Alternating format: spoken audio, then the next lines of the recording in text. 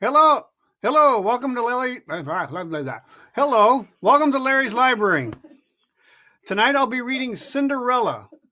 Now I was looking for a version of Cinderella, so I have Grimm's fairy tales, and the version of Cinderella in Grimm's fairy tales is pretty dark. The stepsisters cut their toes and heels off to try to get their feet into the golden slipper. It's not a glass slipper. And then birds peck out their eyes. So that's a little bit harsh. So I decided I was looking for a different version, and I've got another book full of the world's best fairy tales, but I've got it's missing. It does not have Cinderella in that one. So I did find a version online, which I have on my computer, and I'm going to be reading it directly from the screen. So I've got to move my Facebook screen to another screen. So the kids are going to look at the picture, and they're going to be looking up there. So it's going to look like they're not looking at the camera, and they're not, because the camera's here, and they're going to be looking up there. But that's okay. That's the way it works. And so here we go with Cinderella, or the Little Glass Slipper. Once on a time there was a gentleman who took for a second wife the haughtiest and proudest woman that had ever been seen. She had two daughters of the same temper, and who resembled her in everything. The husband on his side had a daughter, but whose gentleness and goodness were without parallel. She inherited them from her mother, who was the best creature in the world. The wedding was hardly over before the stepmother's ill humor broke out. She could not abide the young girl, whose good qualities made her own daughters appear more detestable. She employed her in all the meanest work of the house. It was she who cleaned the plate and the stairs, who scrubbed Madame's chamber and those of the Mademoiselles, her daughters. She slept at the top of the house, in a loft, on a wretched straw mattress, while her sisters occupied rooms beautifully floored, in which were the most fashionable beds, and mirrors wherein they could see themselves from head to foot. The poor girl bore everything with patience, and did not dare complain to her father, who would only have scolded her, as his wife governed him entirely. When she had done her work, she went and placed herself in the chimney corner, and sat down amongst the cinders, which caused her to be called by the household in general Cindertail. The second daughter, however, who was not so rude as her elder sister, called her Cinderella. Notwithstanding, Cinderella in her shabby clothes looked 1,000 times handsomer than her sisters, however magnificently attired. It happened that the king's son gave a ball, and invited to it all persons of quality. Our two young ladies were included in the invitation, for they caught a great figure in the neighborhood. Behold them in great delight, and very busy choosing the most becoming gowns and headdresses. A new mortification for Cinderella, for it was she who ironed her sisters' linen and set their ruffles. Nothing was talked of but the style in which they were to be dressed. "I," said the eldest, "will wear my red velvet dress and my English point lace trimmings." "I," said the youngest, "shall only wear my usual petticoat, but to make up for that I shall put on my gold-flowered mantua and my necklace of diamonds, which are none of the poorest." They sent for a good milliner to make up their double-frilled caps, and bought their patches of the best maker. They called Cinderella to give them her opinion, for she had excellent taste. Cinderella gave them the best advice in the world, and even offered to dress their heads for them, which they were very willing she should do. And whilst she was about it, they said to her, "Cinderella, shouldst thou go to the ball?" "Alas, mademoiselles, you make game of me. That would not befit me at all." "Thou art right. They would laugh immensely to see a Cindertail at the ball." Any other but Cinderella would have dressed their heads awry, but she was good natured, and dressed them to perfection. They could eat nothing for nearly 2 days, so transported were they with joy. More than a dozen laces were broken in making their waists as small as possible, and they were always before their looking glasses. At last the happy day arrived. They set off, and Cinderella followed them with her eyes as long as she could. When they were out of sight, she began to cry. Her godmother, who saw her all in tears, inquired what ailed her. "I should so like, I should so like," she sobbed so much that she could not finish the sentence. "Thou wouldst like to go to the ball, thou wouldst so like to go to the ball, is that not it?" "Alas, yes," said Cinderella, sighing. "Well, if thou wilt be a good girl, I will take care thou shalt go."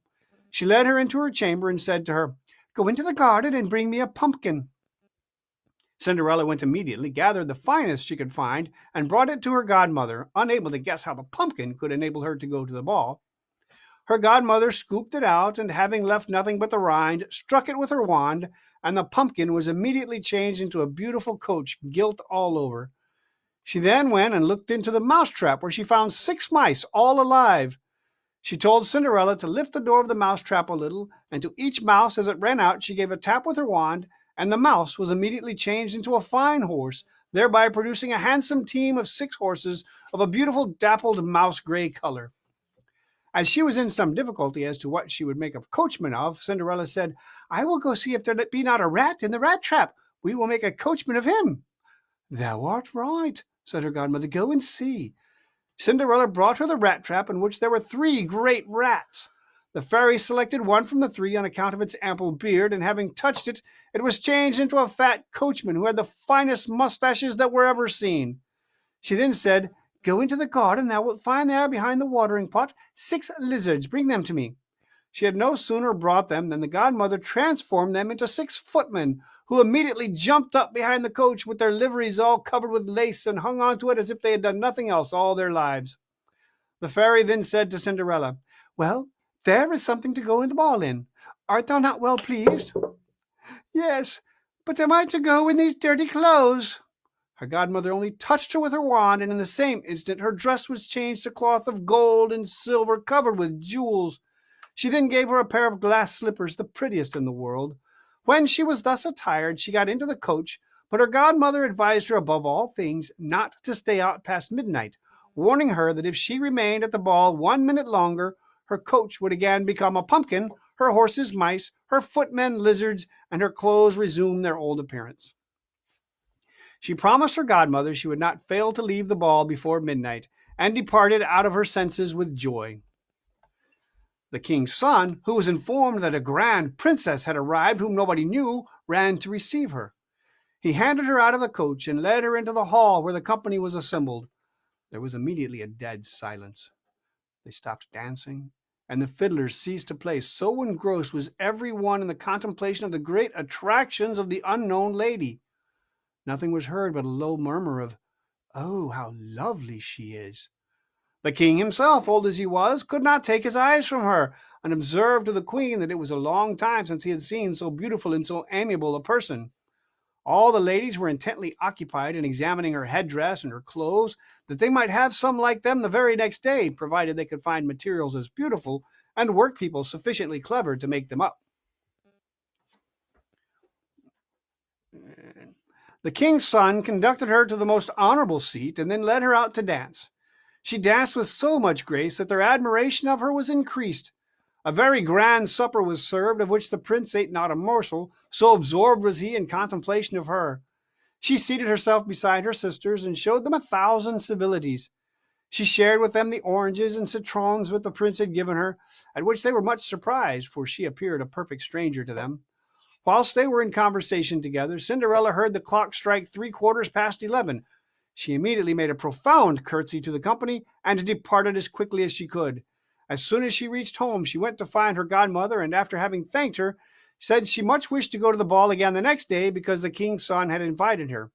While she was occupied in telling her godmother all that had passed at the ball, the 2 sisters knocked at the door. Cinderella went and opened it. "How late you are," she said to them, yawning, rubbing her eyes, and stretching herself as if she had been but just awoke. She had not, however, been inclined to sleep since she had left them. "Hadst thou been at the ball," said one of the sisters to her, "thou wouldst not have been weary of it. There came to it the most beautiful princess, the most beautiful that ever was seen. She paid us 1,000 attentions. She gave us oranges and citrons." Cinderella was beside herself with delight. She asked the name of the princess, but they replied that nobody knew her, that the king's son was much puzzled about it, and that he would give everything in the world to know who she was. Cinderella smiled and said, "She was very handsome, then. Heavens, how fortunate you are! Could not I get a sight of her? Alas! Mademoiselle Javotte, lend me your yellow gown you wear every day." "Truly," said Mademoiselle Javotte, "I like that. Lend one's own gown to a dirty cinder-tail like you? I must be very mad indeed." Cinderella fully expected this refusal, and was delighted at it, for she would have been greatly embarrassed if her sister had lent her her gown. The next day, the two sisters went to the ball, and Cinderella also, but still more splendidly dressed than before.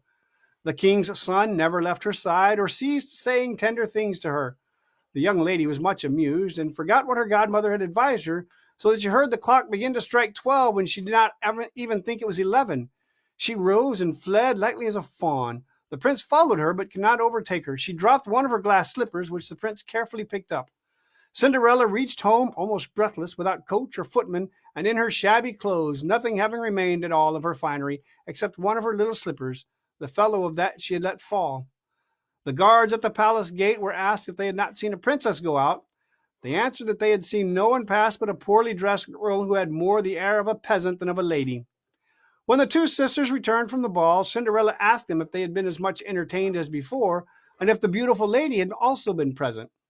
They said yes, but that she had fled as soon as it had struck 12, and so precipitately that she had let fall one of her little glass slippers, the prettiest in the world, that the king's son had picked it up, that he had done nothing but gaze upon it during the remainder of the evening, and that undoubtedly he was very much in love with the beautiful person to whom the little slipper belonged. They spoke the truth. For a few days afterwards, the king's son caused it to be proclaimed by sound of trumpet that he would marry her whose foot would exactly match with the slipper. They began by trying it on the princesses, then on the duchesses, and so on throughout all the court, but in vain. It was taken to the two sisters, who did their utmost to force one of their feet into the slipper, but they could not manage to do so. Cinderella, who witnessed their efforts and recognized the slipper, said laughingly, "Let me see if it will not fit me." Her sisters began to laugh and ridicule her. The gentleman who had been entrusted to try the slipper, having attentively looked at Cinderella and found her to be very handsome, said that it was a very proper request, and that he had been ordered to try the slipper on all girls without exception. He made Cinderella sit down, and putting the slipper to her little foot, he saw it go on easily and fit like wax. Great was the astonishment of the two sisters, but it was still greater when Cinderella took the other little slipper out of her pocket and put it on her other foot. At that moment the godmother arrived, who, having given a tap with her wand to Cinderella's clothes, they became still more magnificent than all the others she had appeared in. The two sisters then recognized in her the beautiful person they had seen at the ball.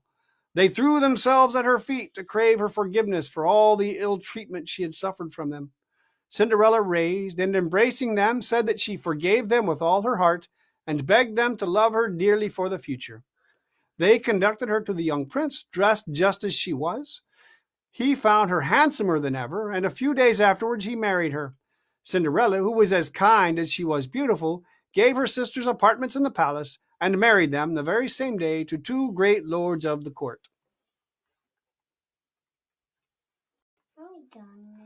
And yes, that is the end of the story. Yeah. Did you? Apparently you didn't like it. I'm sorry about that. Okay. Well, this has been Larry's Library. Thank you very much. They cut off their toes. I didn't read the one where they cut off the toes in the heels and poked out her eyes. We did not read that one today. That's a little dark. Maybe that's why they call them Grimm's fairy tales. Well, remember, everyone, keep your hands washed. Stay safely distanced from everyone. Don't forget that my Aunt Teresa told me that. Thank you. This has been Larry's Library. Have a great day. Bye. Twinkle, twinkle, little bye. Bye, Uncle John. Bye, Charlie. Tara?